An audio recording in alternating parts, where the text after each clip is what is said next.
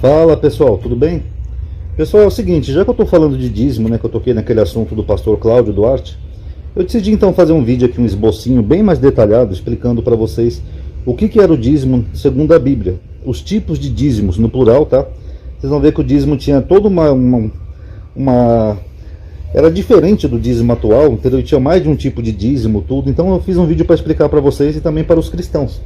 Então se você tiver algum amigo que for dizimista, manda esse vídeo para ele, ou aprenda aqui no vídeo, aqui com o esbocinho que eu fiz, e explica para ele como é que era o dízimo nos tempos bíblicos, tá bom?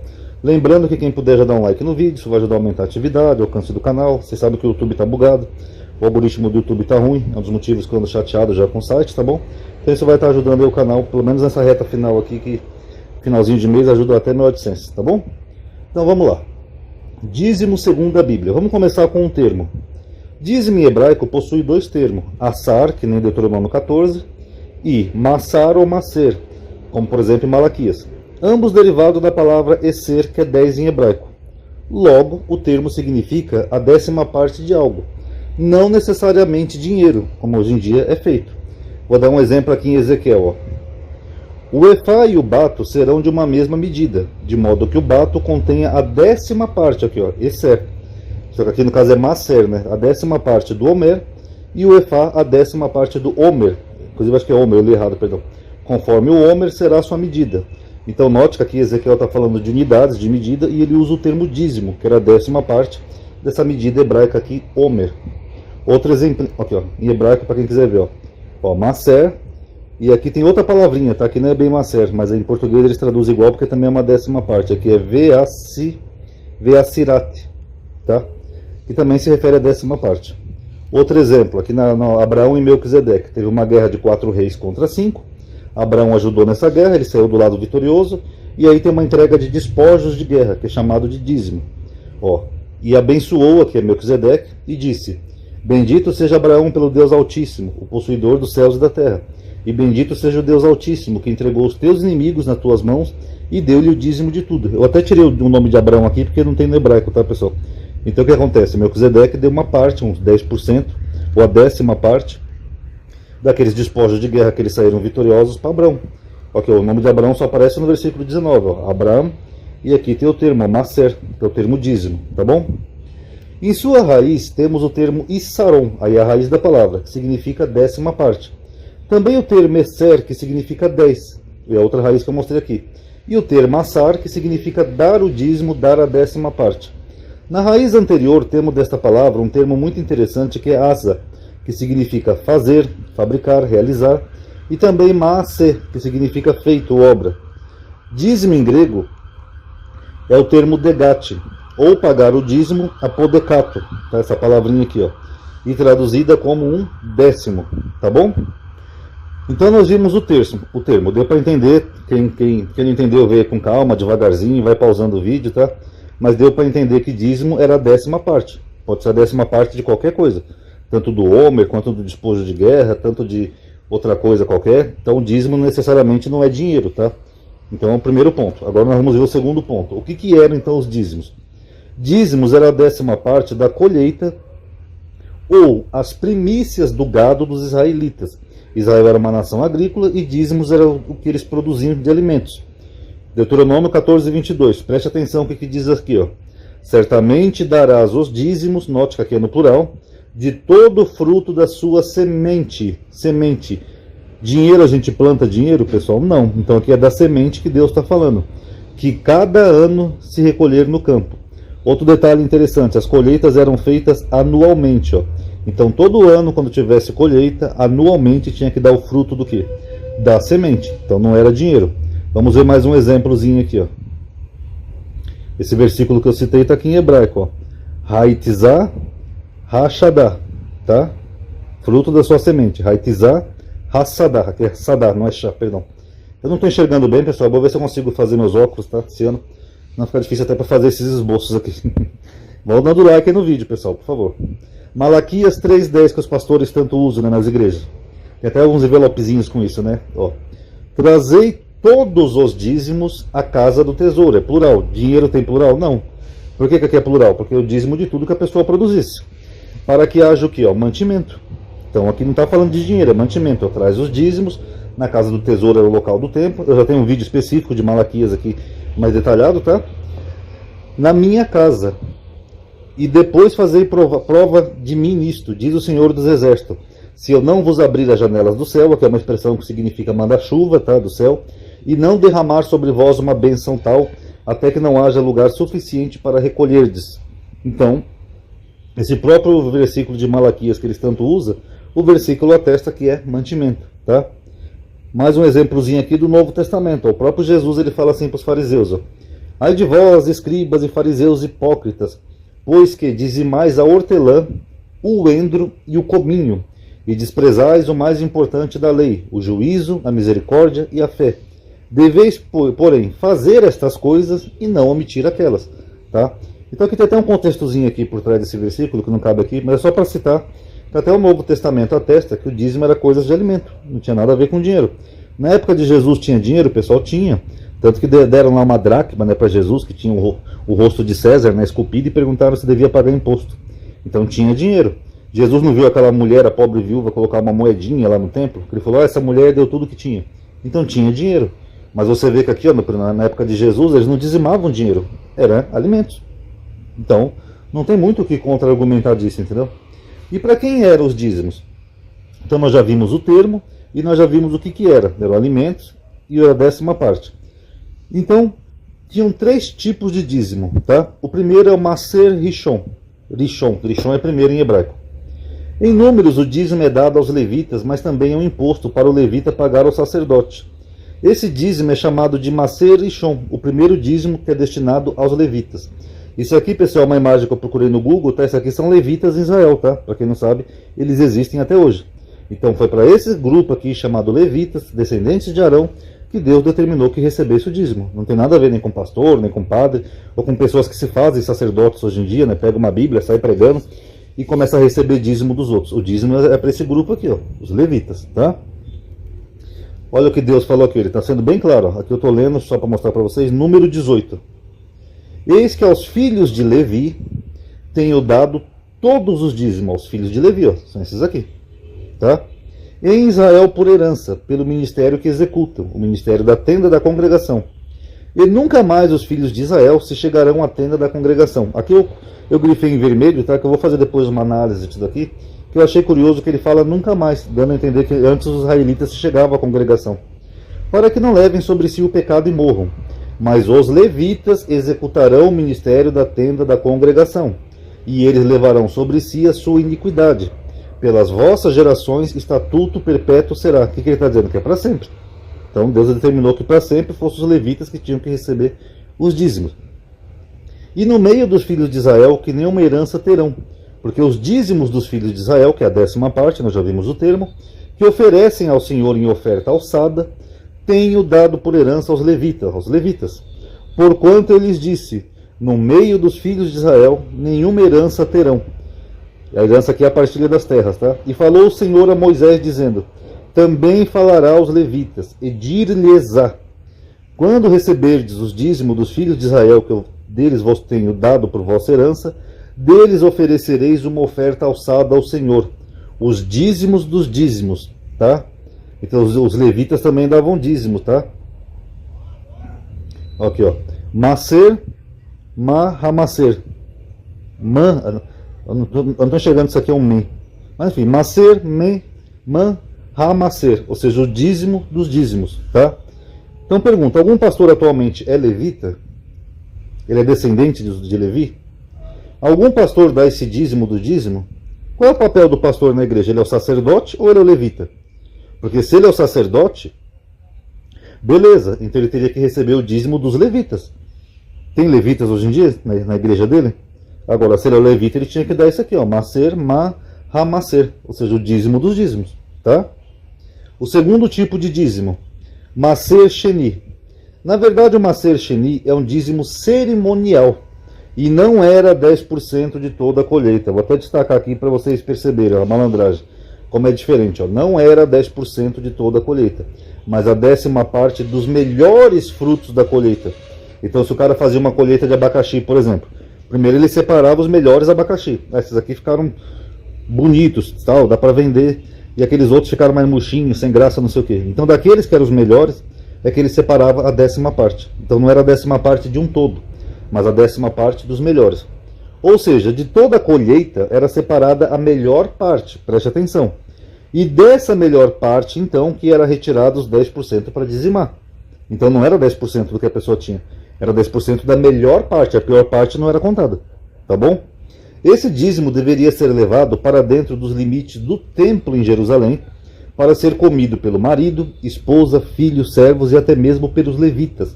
Olha quem comia o dízimo, o marido, a esposa, todo mundo. O fiel hoje em dia que vai lá na igrejinha dar o seu envelopezinho de dízimo, ele participa de comer o dízimo, daquilo que o dízimo pode comprar? Esse dízimo a pessoa não poderia comer em sua própria casa, onde achasse melhor, mas deveria ser levado a Jerusalém para poder comer. Vamos ver aqui em Deuteronômio 12, 17 e 18. Dentro das tuas portas, ou seja, na sua cidade, no seu arraial, distrito, etc., não poderás comer o dízimo do teu grão, nem do teu mosto, nem do teu azeite, nem os primogênitos das tuas vacas, nem das tuas ovelhas, nem nenhum dos teus votos que houvera prometido, nem as tuas ofertas voluntárias, e nem a oferta alçada da tua mão. Mas os comerá, ok, a pessoa comia, o dizimista, presta atenção, o dizimista também comia do dízimo. Eu vou explicar isso aqui também, tá? Mas o comerá perante o Senhor teu Deus no lugar que escolher o Senhor teu Deus. Quem ia comer do dízimo? Tu, que é o dizimista, o teu filho, a tua filha, o teu servo, a tua serva e o levita que está dentro das tuas portas. Naquela época os levitas moravam na terra dos outros, né, que eles não tinham herança, então eles levavam o levita junto, quase como de estimação. E perante o Senhor teu Deus te alegrará em tudo que puseres a tua mão. Olha que interessante, o dizimista comia do dízimo. Note que o dizimista também comia do dízimo, agora eu vou explicar. Na verdade, as primícias eram ofertadas e o que sobrava o dizimista podia comer. Isso tem a ver com a analogia do pastor, que eu já expliquei aqui para vocês em vídeo. O pastor apacentava as ovelhas. O que é apacentar? É levar as ovelhas para pastarem, comer capim, se alimentar. E depois o pastor se alimentava da própria ovelha. Ele pegava uma ovelha qualquer, matava e comia. Então era um ciclo de mão dupla. Um alimentava o outro. Então os pastores ajudavam os necessitados, né, nessa época de Israel, e também alimentavam os dizimistas que alimentavam. Então quando o cara ia lá levava, por exemplo, uma vaca inteira para ser dízimo, eles pegavam lá uma parte para o sacerdote, para o levita, e o que sobrava o cara comia lá, com a esposa, com a filha, com o servo, com a serva, todo mundo comia. Então não era bem assim como as pessoas pensam, que era só o sacerdote, o levita que comia. Não, o dizimista também consumia daquilo, porque é um ciclo de mão dupla. Eu já expliquei dessa analogia de pastor aqui no canal, tá bom? Aí é o que diz aqui em Deuteronômio 14, 22, ó.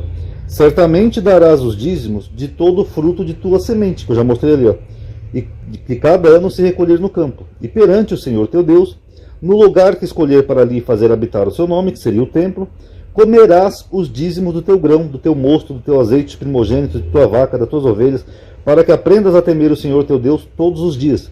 E quando o caminho te for tão comprido que não possa levar, por estar longe de ti o lugar que escolheu o Senhor teu Deus para ali pôr o seu nome, ou seja, quando o cara estivesse longe de Jerusalém, quando o Senhor teu Deus estiver abençoado, então vende-os, ou seja, vende a vaca, os grãos que você colheu aí, e pega o dinheiro na tua mão e vai no lugar que escolheu o Senhor teu Deus. E aquele dinheiro darás por tudo que desejar a tua alma, por vacas, por ovelhas, por vinho, por bebida forte, tá?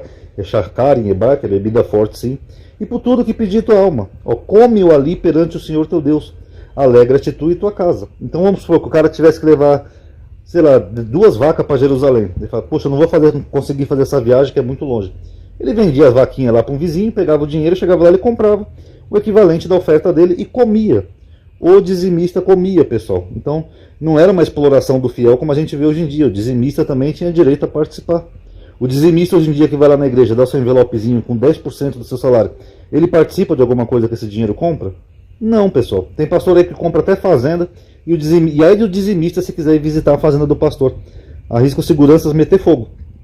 Então vão entendendo aí com calma isso aqui, tá? Esse segundo dízimo não isentava a pessoa do primeiro dízimo, tá? Logo, esse segundo dízimo, Maser Sheni, que também era tirado de dentro de um ciclo sabático, vocês vão entender o que é isso, era para ser comido diante do Senhor para temor e alegria.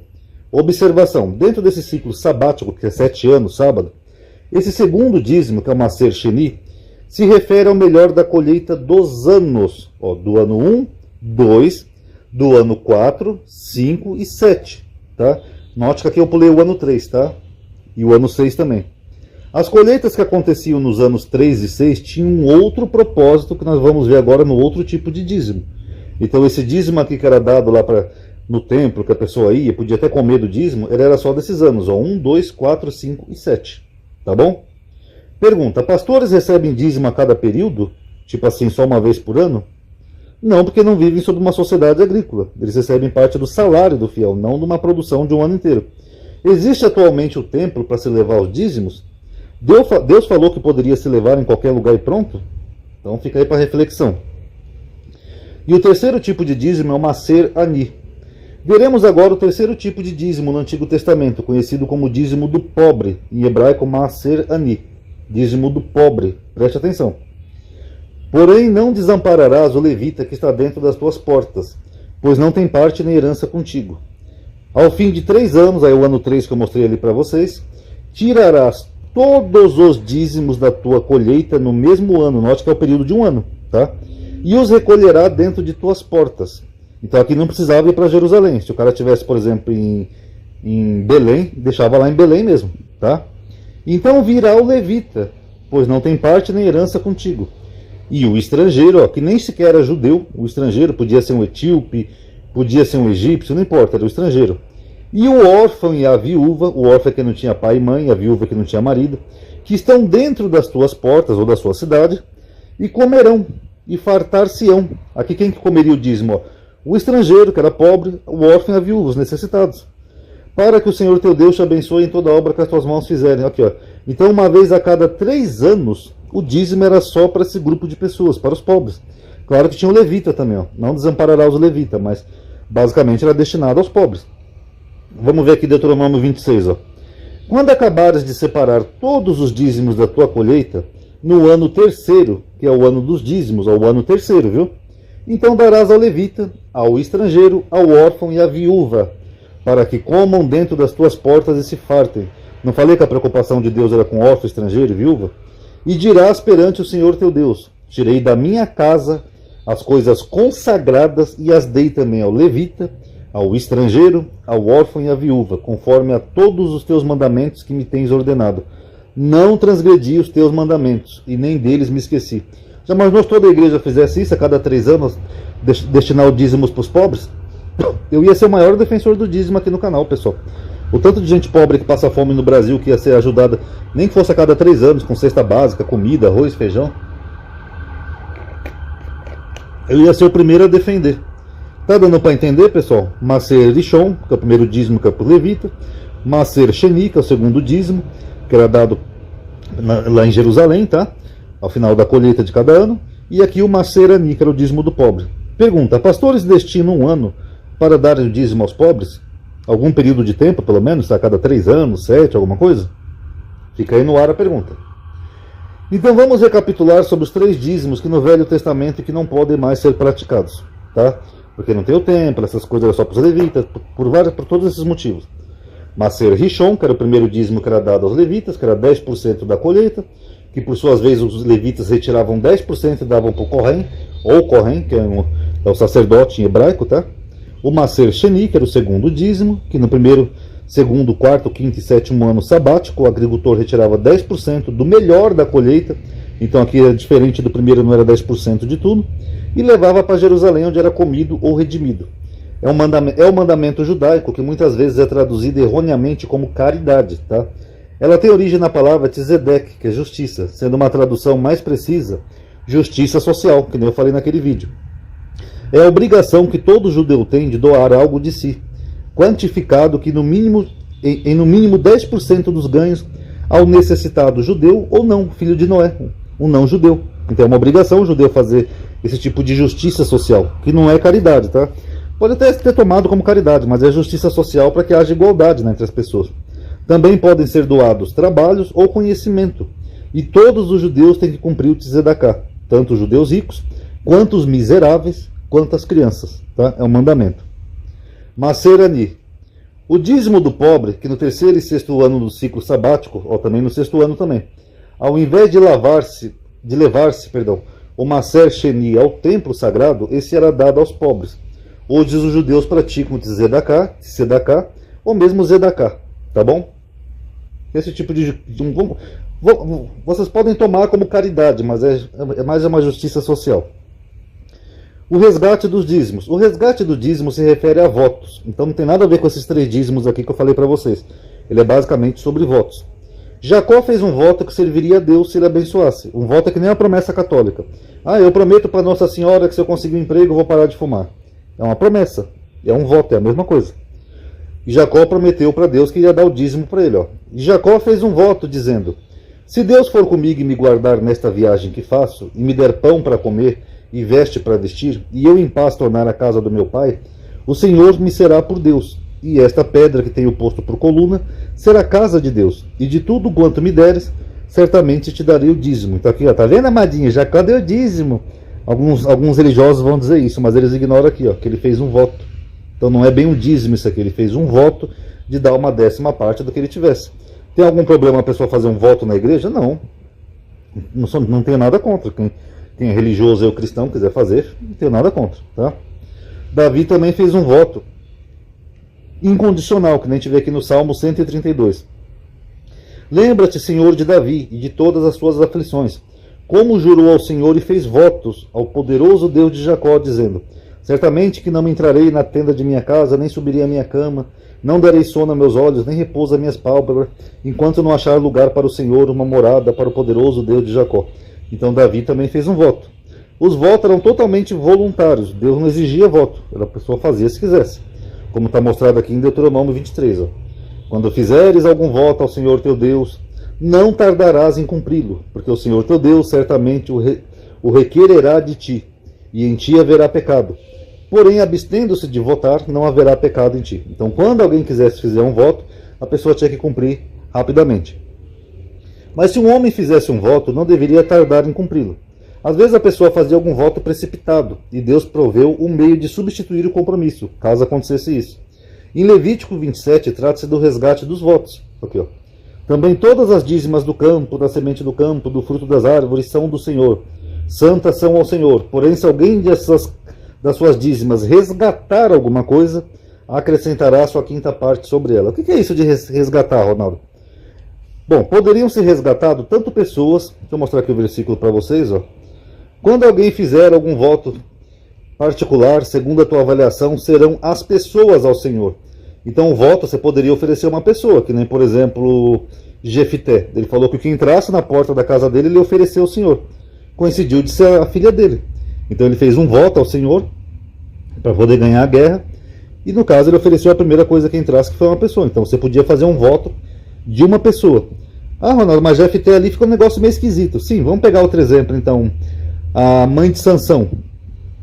A mãe de Sansão não, a mãe de Samuel. Ela não podia ter filhos. Ela fez um voto para o Senhor que se ela tivesse um filho, ela ia consagrar esse filho ao Senhor. Aí depois que o menino cresceu, desmamou, o menino foi criado no templo. Ela ofereceu a pessoa. Tá? Então os votos poderiam ser pessoas, animais, uma casa ou um campo. E sempre deveria ser avaliado segundo o ciclo do santuário. Apesar que, no caso dos animais, não poderia ser trocado por outro animal, pois os dois seriam santos, que nem no versículo 9 e 10 de Levítico 27. Interessante que no caso de seres humanos, a classe social não queria dizer nada, pois as pessoas eram avaliadas pela idade, não por posses. Um sacerdote e um trabalhador comum tinham o mesmo valor, desde que tivessem a mesma idade. Então a sociedade não era dividida por classe social, eu sou mais rico, eu sou mais importante que você. Na verdade eles respeitavam mais a idade das pessoas, tá?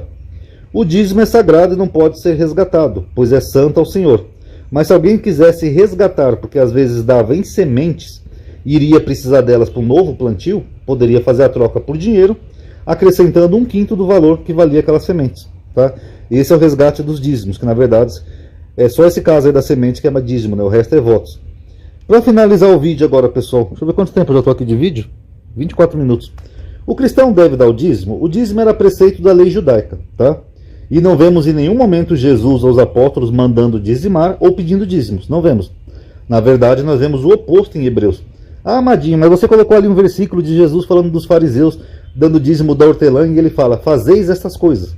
Tá, os fariseus eram judeus, pessoal. Os cristãos não. Tá, então é diferente. E em Hebreus nós vemos outra coisa. Olha o que o autor de Hebreus fala. E assim todo sacerdote aparece cada dia, na época do autor, ministrando e oferecendo muitas vezes os mesmos sacrifícios, que nunca podem tirar os pecados. Mas este, Jesus, havendo oferecido para sempre um único sacrifício pelos pecados, está sentado à destra de Deus. O que ele está falando? Que Jesus já fez um sacrifício para acabar com os outros. Perfeito, não tem mais sacrifício. O próprio autor de Hebreus fala aqui, ó, pois tendo a lei a sombra dos bens futuros e não a imagem exata das coisas, nunca, pelos mesmos sacrifícios que continuamente se oferecem cada ano, note que ele está falando aqui dos dízimos, que ele coloca, ó, cada ano. Estão vendo? Pode aperfeiçoar o que eles se chegam. De outra maneira, teriam deixado de se oferecer, porque purificados uma vez os ministrantes, nunca mais teriam consciência de pecado. Nesses sacrifícios, porém, aqui ó, de novo, a cada ano, não falei que era o final da colheita? Cada ano se faz comemoração dos pecados, porque é impossível que o sangue de touros e bodes tire os pecados. Por isso, entrando no mundo, diz, sacrifício e oferta não quiseste, mas corpo me preparaste. Holocaustos e oblações pelo pecado não te agradam. O que ele está dizendo? Que Deus já estava de saco cheio de sacrifícios e ofertas, como nós vemos em Amós, Oséias, os profetas mais recentes. E aqui no versículo 13 ele fala assim, ó, portanto, oferecemos sempre por ele a Deus sacrifício de louvor. Isso é, fruto dos lábios que confessam o seu nome. Sacrifício de louvor. Então, não existe isso de ficar sacrificando mais como a cada ano semente, boi, ovelha, essas coisas. Ele fala que o sacrifício tem que ser o sacrifício de louvor, porque Jesus já fez um último sacrifício. Então, se você que está vendo esse vídeo é cristão, você não tem que estar dando dízimo. Você tem que fazer um sacrifício de louvor. Ah, Amadinho, mas se eu quiser fazer um voto, Amadinho, faz. Mas vai... Aí para quem que você vai dar o dinheiro desse voto, ou o que você prometeu? Para Deus? Beleza. Para qual igreja Deus deu procuração para representar ele? Foi a Igreja Universal? Foi a Adventista? Foi a Batista? Foi a Assembleia de Deus? Não, pessoal. Se você faz um voto para Deus, esse voto tem que ser pago para um pobre. Porque Deus não deu procuração para nenhuma igreja representar ele. Aí são homens que se tornaram pastor por conta própria e começaram a cobrar dízimo. Mas se esse dízimo não está indo para Deus, lamento, vocês estão só se enganando, tá bom? Então tá aí, eu vou encerrar aqui o vídeo, que ele ficou até bastante comprido, tá mais do que eu esperava.